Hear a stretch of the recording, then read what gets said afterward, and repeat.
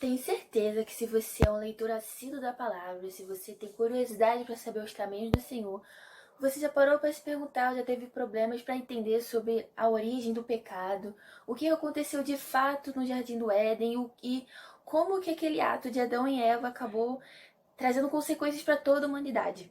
Pois bem, hoje eu vou falar um pouco sobre isso com vocês, e é claro que isso não é um assunto assim tão óbvio, então isso vai servir como matéria-prima, digamos assim, para seus posteriores estudos e devocionais. Vamos lá? Bem, Deus criou o mundo, sabemos, né, de uma forma perfeita, fez a criação, fez todas as delícias, todas as espécies de animais, de árvores e tudo mais, fez o homem, fez a mulher, deu acesso ao homem e à mulher a toda essa maravilha que Deus criou. Eles tinham acesso livre a tudo aquilo que Deus fez, toda aquela perfeição. Adão e Eva tinham acesso livre e eles tinham acesso principalmente a ninguém mais, ninguém menos do que Deus, né? E só que no meio de toda essa criação, Deus colocou algo a mais, que é a árvore do conhecimento do bem e do mal. Vamos ler agora o texto lá de Gênesis para a gente poder entender um pouco melhor sobre essa árvore. Nós vamos ler Gênesis 2, do 16 ao 17, e depois 3, capítulo 3, do 1 em diante. E o Senhor Deus lhe deu esta ordem: de toda a árvore do jardim comerás livremente. Mas da árvore do conhecimento do bem e do mal não comerás, porque no dia em que dela comeres, certamente morrerás. Agora o capítulo 3. Mas a serpente, mais sagaz do que todos os animais selváticos que o Senhor Deus tinha feito, disse à mulher: É assim que Deus disse: Não comereis de toda árvore do jardim? Respondeu-lhe a mulher: Do fruto das árvores do jardim podemos comer, mas do fruto da árvore que está no meio do jardim, disse Deus, dele não comereis, nem tocareis nele, para que não morrais. Então a serpente disse à mulher: É certo que não morrereis, porque Deus sabe que no dia em que dele comerdes, se vos abrirão os olhos, e como Deus sereis conhecedores do bem e do mal. Vendo a mulher que a árvore era boa para se comer, agradável aos olhos, e a árvore desejável para dar entendimento, tomou-lhe do fruto e comeu, e deu também ao marido, e ele comeu. Abriram-se então os olhos de ambos, e percebendo que estavam nus, cozeram folhas de figueira e fizeram cintas para si.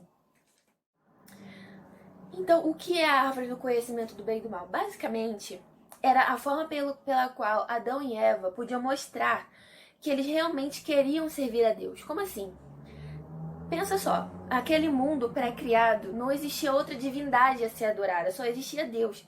Então, como saber se Adão e Eva tinham um relacionamento verdadeiro com o Senhor, se ele era a única divindade a ser adorada?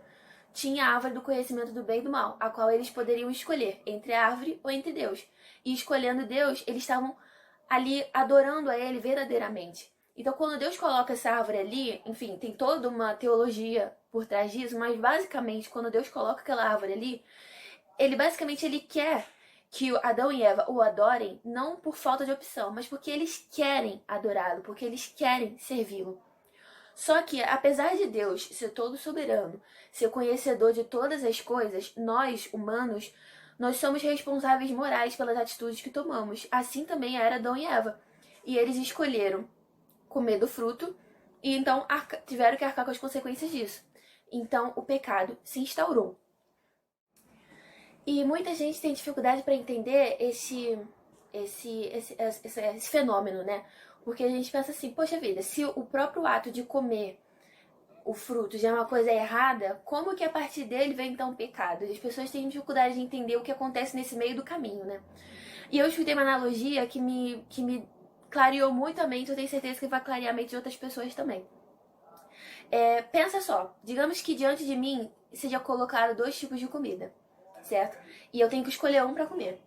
Eu vou olhar aquelas 2 comidas, eu vou analisar, eu vou pensar alguma forma de julgar, vou criar algum critério para poder então escolher um daqueles alimentos que eu quero comer, certo? Agora pensa numa outra situação. Pensa que também é me colocado 2 comidas, eu tenho que escolher uma, só que entre uma dessas 2 eu tenho jiló. Só que eu particularmente, eu detesto jiló.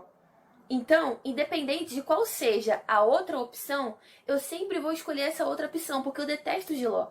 Não importa o valor nutricional que jiló tenha, não importa se ele é mais saudável do que a outra comida, não importa se ele vai me fazer bem. Eu vou escolher a outra comida porque eu detesto jiló. Basicamente é essa a diferença. antes deles tomarem do fruto, Adão e Eva simplesmente podiam ter essa liberdade de julgamento, vamos colocar assim. Eles simplesmente olhavam para aquelas duas opções, julgavam aquela circunstância e faziam uma escolha. Só que depois da queda, aconteceu algo muito, muito cósmico, vamos colocar assim. Mudou-se a natureza do homem. A partir da queda, a natureza do homem foi mudada de tal forma que a gente não deseja naturalmente as coisas de Deus. A gente tem aversão às coisas de Deus. Então, sempre quando a gente vai escolher, a gente sempre vai escolher aquilo que não é Deus. Porque a nossa natureza foi mudada por conta daquela atitude que Adão e Eva tomaram. E para poder entender isso um pouco melhor, vamos ler uma palavra que Jesus mesmo falou sobre essa mudança da natureza do homem, né? Fala assim: e dizia, o que sai do homem, isso é o que o contamina, porque de dentro do coração dos homens é que procedem os maus desígnios, a prostituição, os furtos, os homicídios, os adultérios, a avareza, as malícias, o dolo, a lascívia, a inveja, a blasfêmia, a soberba, a loucura. Ora, todos estes males vêm de dentro e contaminam o homem. Ou seja, todo o mal que a gente é capaz de fazer, ele vem de dentro de nós. Não vem de nada de fora de nós. Não tem pessoas que nos obrigam, que nos forçam, vamos colocar assim, a sermos mal. O mal é natural da gente, como o próprio Senhor Jesus aqui está falando. Aí você pode falar assim, ok, eu entendi tudo que foi dito até aqui, mas eu não consigo ainda entender como que aquele ato se reflete em mim hoje. Pois bem, existem várias passagens na Bíblia, principalmente no Novo Testamento e principalmente nas cartas de Paulo, que fala sobre Adão ter sido o nosso representante diante de Deus. Ele representava a humanidade diante de Deus, de forma que todos nós estávamos em Adão, de forma que aquilo que ele fez era o que qualquer um faria. E sempre tem aquela pergunta, né? Não sei se alguém já encarou essa pergunta alguma vez, falando assim: ah, se você estivesse no lugar de Adão, você teria comido no fruto? Ou no lugar da Eva, você teria comido do fruto? A resposta é, a gente comeu do fruto. Eu comi do fruto, você comeu do fruto. Porque todos nós estávamos em Adão. Todos nós estávamos lá, naquele momento, quando ele comeu daquele fruto. Todos nós comemos do fruto. E para entender um pouco mais sobre essa repercussão do ato de Adão e Eva em nós, vamos ler um texto lá de Gênesis, capítulo 5, versículos 1 e 3.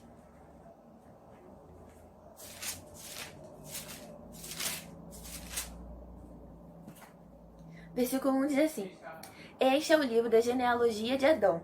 No dia em que Deus criou o homem, à semelhança de Deus o fez. Ou seja, aqui está falando sobre Deus criando o homem à sua imagem e semelhança. Agora vamos ver o 3. Viveu Adão 130 anos e gerou um filho à sua semelhança, conforme a sua imagem, e lhe chamou Sete. Ou seja, o que está acontecendo aqui? O que está acontecendo aqui nos versículos 1 e versículo 3? Quando tudo era perfeito, o homem tinha plenamente a imagem e a semelhança de Deus. Mas a partir do momento da queda, o homem ele começou a herdar essa natureza pecaminosa, como está escrito aqui. Fala assim, gerou um filho à sua imagem, conforme... como está escrito aqui no versículo 3. Viveu Adão 130 anos e gerou um filho à sua semelhança, conforme a sua imagem. Ou seja, todos os descendentes de Adão herdaram a imagem, vamos colocar assim entre aspas, a imagem e semelhança de Adão. Ou seja, nasceram nessa nova natureza pecaminosa. Aí você pode falar pra mim, poxa vida, Tati, então significa que a gente não é mais imagem e semelhança de Deus? Eu sempre escutei que nós somos imagem e semelhança de Deus. Calma aí, nós somos imagem e semelhança de Deus. O texto lá de Tiago,